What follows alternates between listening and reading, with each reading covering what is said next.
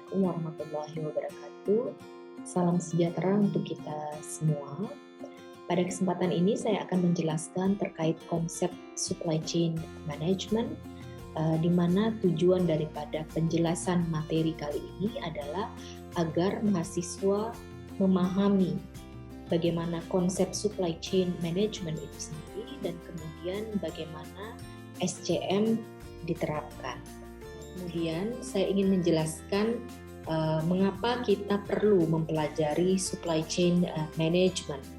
Pertama, tentu saja supply chain management itu mampu menciptakan persaingan pasar, begitu. Kemudian hampir tidak ada perusahaan-perusahaan yang memproduksi barangnya atau produknya itu dapat lepas dari praktek supply chain management itu sendiri. Nah, untuk itu kita perlu mempelajari supply chain management untuk satu, melakukan pengelolaan, untuk mengetahui metode-metodenya, dan pada akhirnya kita dapat memenangkan pasar itu sendiri.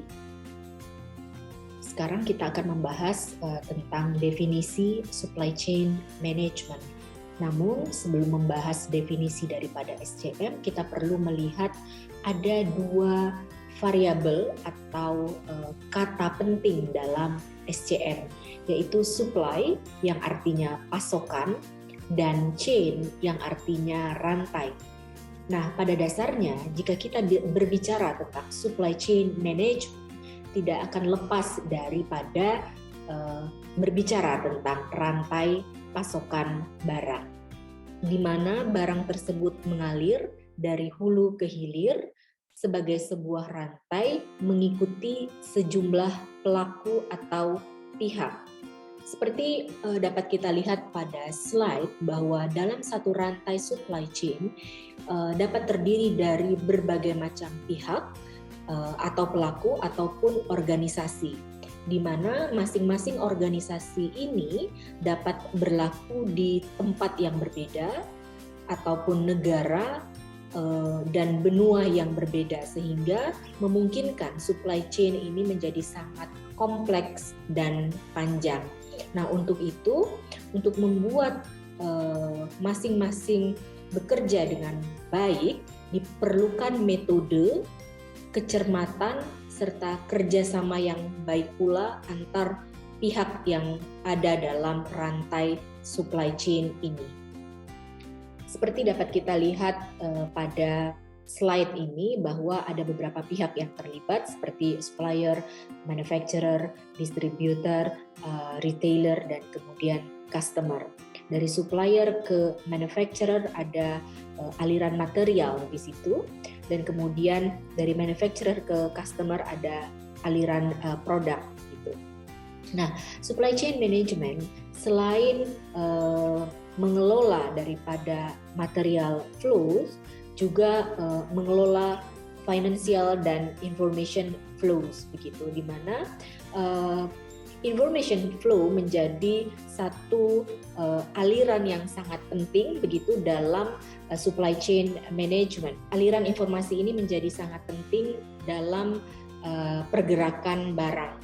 Misalnya saja kita bisa mengetahui misalnya status pengiriman barang, status stok dan sebagainya tanpa harus mendatangi pabrik misalnya dan lain sebagainya, sehingga banyak keputusan-keputusan yang dapat kita buat begitu dengan aliran informasi yang tepat atau dapat memprediksi kebutuhan permintaan barang.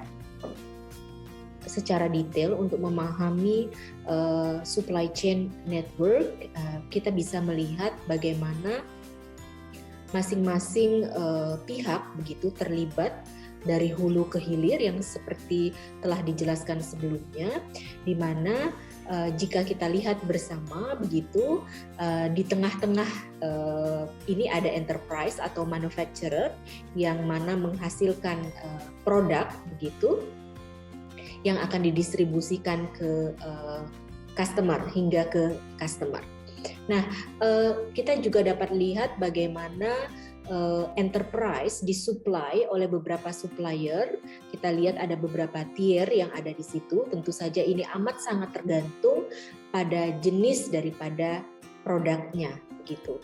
Nah, kita dapat lihat pada slide berikutnya bahwa ini adalah contoh supply chain yang spesifik pada sebuah produk, misalnya laptop begitu. Jadi Anda semuanya bisa lihat secara detail bagaimana kemudian produk laptop itu disuplai oleh beberapa supplier gitu. Misalnya mulai dari keyboard, tentu saja laptop tidak hanya terdiri dari keyboard, ada beberapa. Jadi ini hanyalah contoh saja.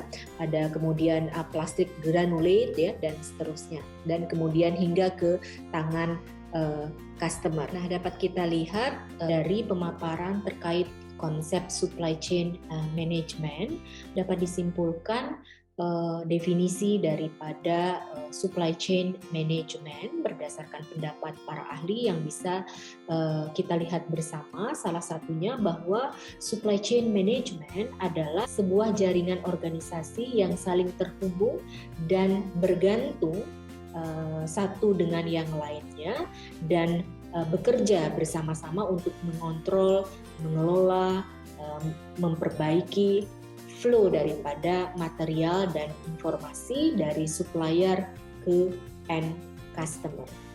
Demikian terkait penjelasan konsep daripada supply chain management. Pada pertemuan berikutnya akan dijelaskan lebih detail terkait bagaimana supply chain management diimplementasikan. Demikian. Wassalamualaikum warahmatullahi wabarakatuh. Salam sejahtera untuk kita semua. Terima kasih.